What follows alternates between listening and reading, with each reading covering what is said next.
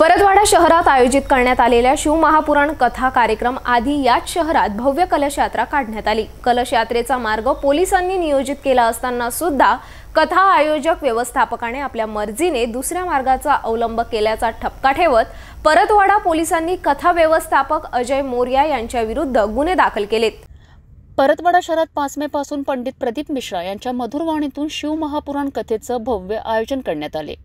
मात्र याच कथेत कलश यात्रा दरम्यान एका भाविक महिलेला हृदयविकाराच्या झटक्याने आपला जीव गमवावा लागला। तर याच कथेत अनेक भाविक महिलांच्या सोन्याचे दागिने चोरीला गेले। अशातच आता तिसरी घटना पुन्हा समोर आली आहे। शिवमहापुराण कथा व्यवस्थापकावर परतवाडा पोलिसांनी कलश यात्रा मार्गाचे उल्लंघन केल्याने गुन्हा दाखल केले आहे। परतवाडा शहरात शिवमहापुराण कथा कार्यक्रमाआधी कलश यात्रा काढण्यात आली। यात शेकडो हजारो महिला भाविकांनी सहभाग घेतला। या दरम्यान आधीच कलश यात्रेचा मार्ग पोलिसांकडून कोणत्या मार्गाने यात्रा जाणार तो मार्ग आयोजक कार्यकर्त्यांच्या उपस्थितीत ठरविण्यात आले।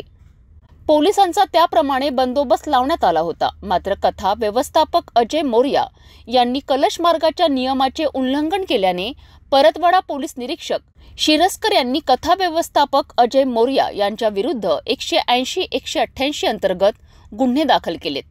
या प्रकरणाचा तपास पोलीस उपनिरीक्षक वाणी करीत आहेत।